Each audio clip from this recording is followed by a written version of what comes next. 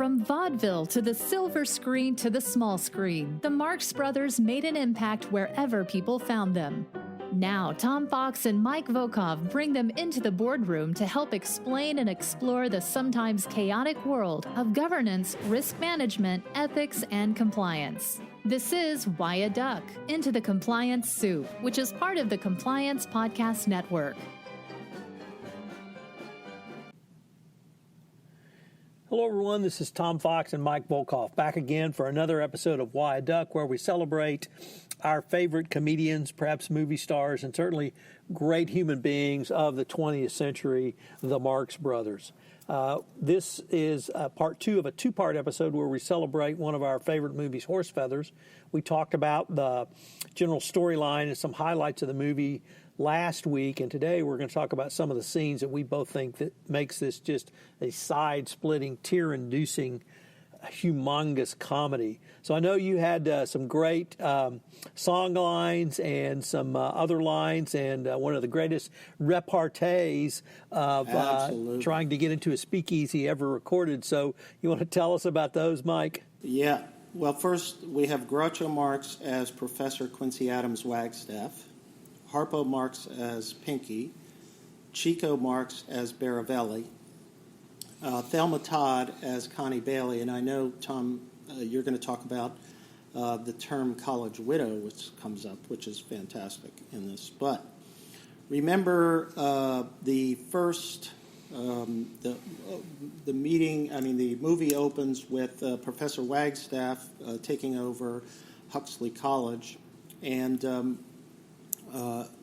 Groucho opens it with one of my favorite songs, which is I'm Against It. And it says, I don't care what they have to say. It makes no difference anyway. Whatever it is, I'm against it. And it just goes on. And what I love is the rest of the college staff with all their beards and sideburns and whatever, just sitting there listening to him sing it like it's a normal song, like it's a normal speech that he was giving. And he starts off with students of Huxley, Huxley students. I guess that covers everyone, and goes on from there. Then I would say there's a great song which he sings to the college widow. And everybody sings in the movie at one time or another. Everyone says, I love you. And there's a great song where he's sitting in a canoe, strumming his guitar, and Miss Bailey, the college widow, is paddling, and he plays and sings that song. But perhaps one of our favorite scenes of all time is a scene where Baravelli is guarding the speakeasy door, and he's told, whatever you do, don't let anybody in unless they say the password, and the guy tells him the password is swordfish. So Professor Wagstaff shows up because he's looking for two football players that he wants to recruit who supposedly are going to win the day for them in a big college game coming up. So the sequence just degenerates into a series of great puns. And it starts with Chico saying to him, or Baravelli saying to Wagstaff, you can't come in here unless you say the password. And he goes, and I'll give you a clue. And Wagstaff says, okay. He says, it's the name of the fish. And Wagstaff says, is it Mary? And he says, that's not a fish. Baravelli says, that's not a fish. And he says, well, she drinks like one. And then he says, okay, I got it. He says, it's a haddock. Baravelli, that's so funny, I got a haddock too. What do you take for a haddock? Well, sometimes I take aspirin, sometimes I take a caramel. Say, I'd walk a mile for a caramel. You mean chocolate caramel. I like it that too, but you no guess it. So then he says to Groucho, you can't come in here unless you say the password swordfish. And then Groucho puts his hands to his chin, swordfish, what could it be? And then he says swordfish. And then Baravelli tries to get in himself. He goes outside. Now Wagstaff is manning the door, and he says, you can't come in, Baravelli, unless you give me the password. And Baravelli chuckles and says, I know what the password is. He says, It's swordfish. He goes, nah. He goes, that was the old one. I've changed it. So then he says, I better come out there with you because I forgot the password. So the two of them are then standing at the door. In any event, it's unbelievable. But at one point, Pinky, Harpo, is also asked the password when he comes to the speakeasy. And, of course, he doesn't speak, and he responds by pulling a fish out from his coat and sticking a small sword down the throat of the fish. It also has, by the way, the speakeasy has another famous scene which was copied by the Three Stooges and others through the years, where they're playing cards. Pinky walks up to two guys playing cards.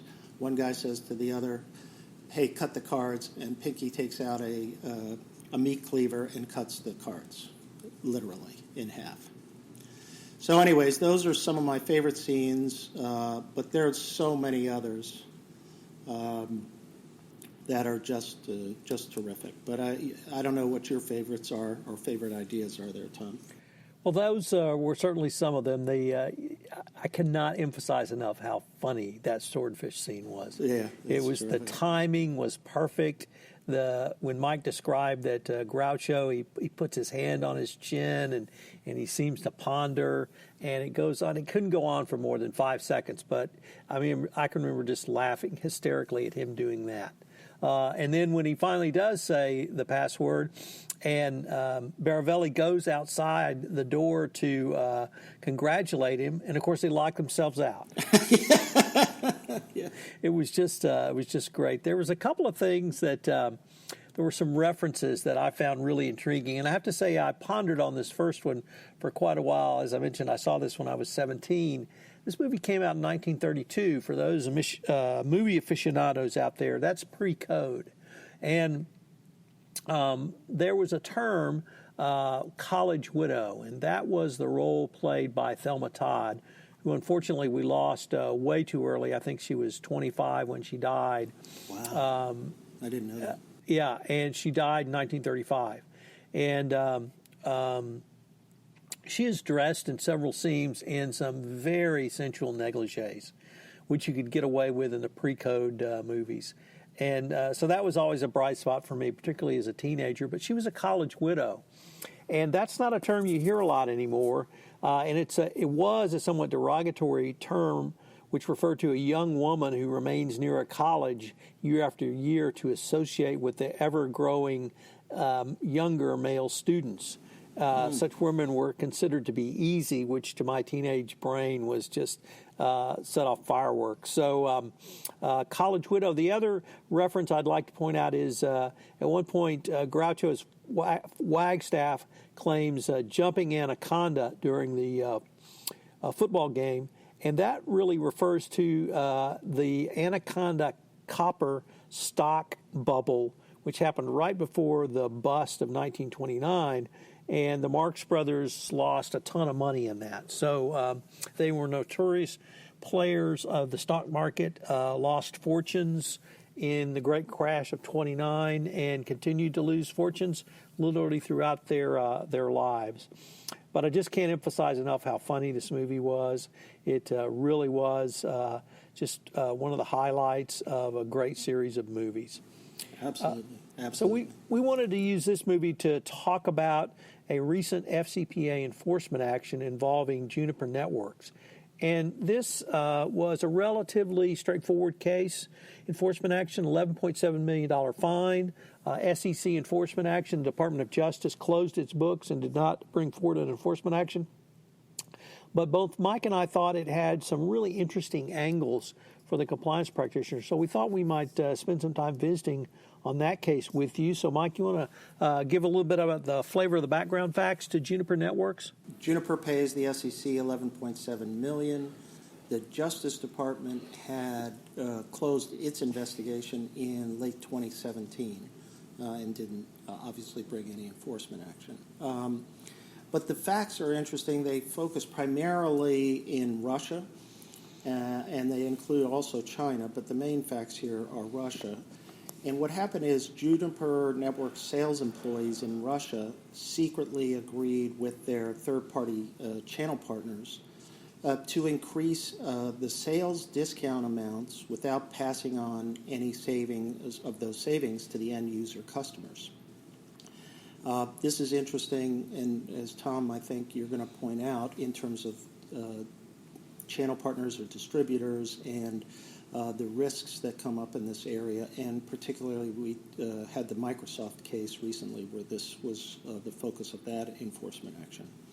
But the funds here that were used in terms of diverting the sales discounts from the end user customers were used to fund an account that was called Common Funds, which was used then to pay travel and entertainment of customers, including government officials and their families. So trips were arranged for locations such as Italy, Portugal, various U.S. cities, where there, of course, were no Juniper facilities. There were no industry-specific conferences or other possible legitimate business justifications. In some situations, the trips included sightseeing tours, amusement park visits, national park excursions, meals, entertainment, the usual. And this was in an attempt to secure contracts with customers. And in one example, a Juniper Networks employee said the purpose of the trip was to meet with top customer or top manager to speed up Q2 bookings. And in another example, a Juniper Networks employee asked to take a state-owned customer on a 7-day leisure trip to the U.S. and said if they didn't do the trip, Juniper Networks would lose the customer sales. One other point, and I know you've commented on this already, Tom, and I hope you can offer your insight on this as well, which is incredible to me in the facts, is in 2009, Juniper Networks senior management learned about the off-the-books accounts in Russia and instructed the employees to discontinue the practices. However, the employees continued the practices through 2013. So, to me, I'm wondering, why wasn't there an internal investigation? Why wasn't there a wholesale sort of remediation in 2009? And how was this able then to just go on for another 4 years?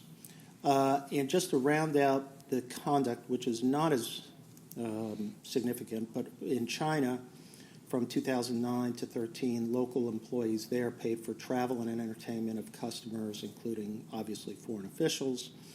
And they submitted, to get the approval for these expenditures, they submitted false agendas to Juniper Networks' legal department for trips that understated the amount of entertainment involved in the event, and in some cases, meaning the lawyers were involved in this, events were approved after the event had occurred, contrary to corporate policy, which required prior review and approval.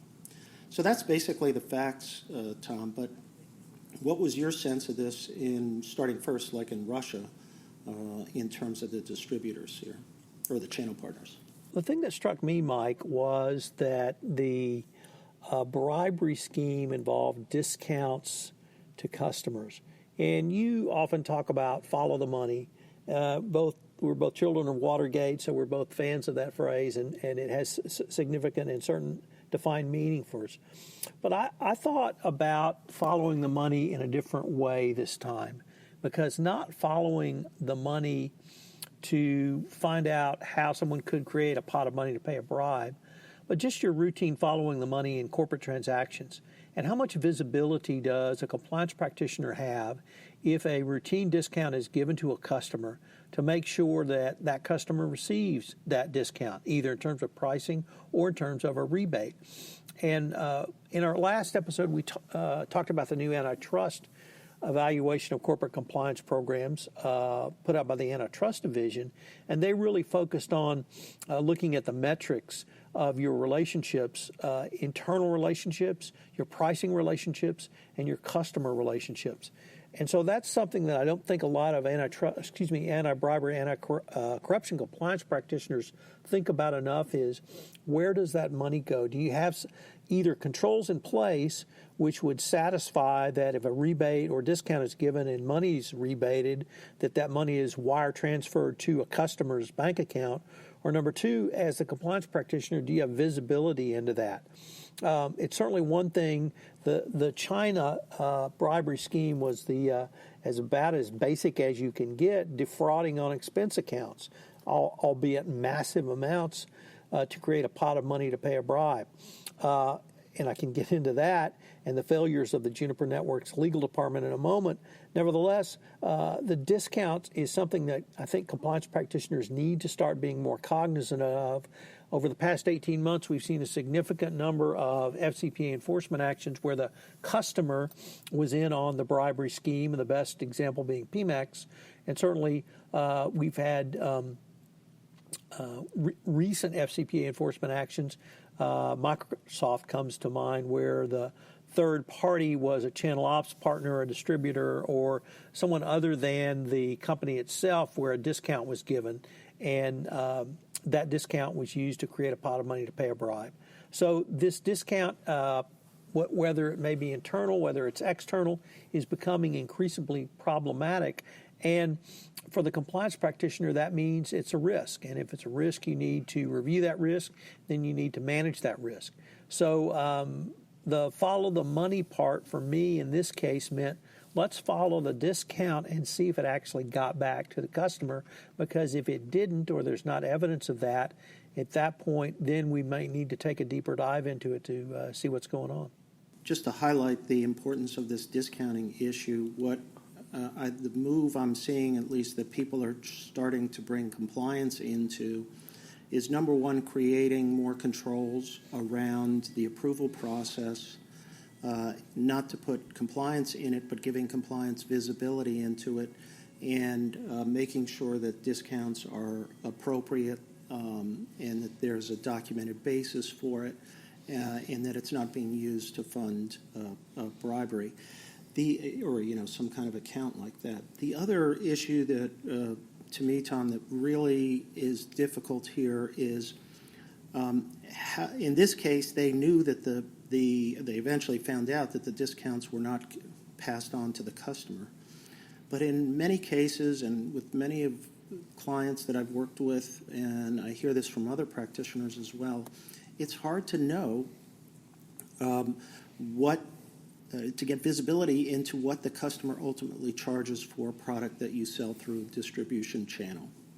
And sometimes they'll give you the information. Usually it's got to be pursuant to a contract, and you're not going to get a provision like that without having some leverage in the relationship. So it raises a whole host of challenges, which is, one, having controls around internally how you decide on discounts, and then two, making sure that they are actually passed on and implemented, because now we're seeing that this is a pretty common scheme that people are using as a way to create these sort of pots of money that they can then use. There was one other thing I wanted to point out, and this relates to the China business unit, where they engaged in fraud in terms of gifts, travel, and entertainment expenses.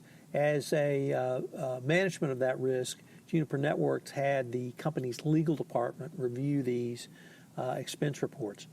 Mike, I can't think of a corporate discipline less designed or really in any way have the ability to review expenses in a foreign language than a corporate legal department. First of all, they have no forensic training. Right. Second of all, the base documents are all going to be in Chinese. And without a translation, therefore, it's meaningless. And so what may appear to be an adequate control of having legal department oversight, I found to be actually, if not meaningless, or if not worse than meaningless, at the very least meaningless, because there's no way for a lawyer to look at those kinds of documents and know if someone is telling them the truth or not. And think about it, Tom. You don't feel comfortable. Let's say I'm an in-house corporate lawyer. I don't feel that comfortable about what I'm doing to begin with. And then assume I see an agenda that's already occurred, and I'm going to raise my hand and say, okay, we got a problem here. This has already been implemented. But I can't even verify, let's say, the language, or like you're saying, I'm not a forensic person, nor do I have any insight into the business in terms of, is this an appropriate agenda or does it look fishy? So the whole thing is designed in a slap-hazard way. I hate to say that. And it just goes to show you that, I'd rather have an accounts payable person who speaks the language look over that than a lawyer, to be honest with you. So, Mike, it turned out that there was a fair amount to take a look at in this case, and it really, I think, emphasizes that there are lessons to be learned in every FCPA enforcement action, no matter how pedestrian it may appear, even if it's a SEC cease and desist order with no DOJ action. There's quite a bit that every enforcement action has as a compliance takeaway. So lots in this one, and look forward to what comes down the pike. Right. Look forward to the next movie, Tom. Thanks for joining us for this episode of Why a Duck. Make sure to subscribe, and if you enjoyed the episode, leave a review.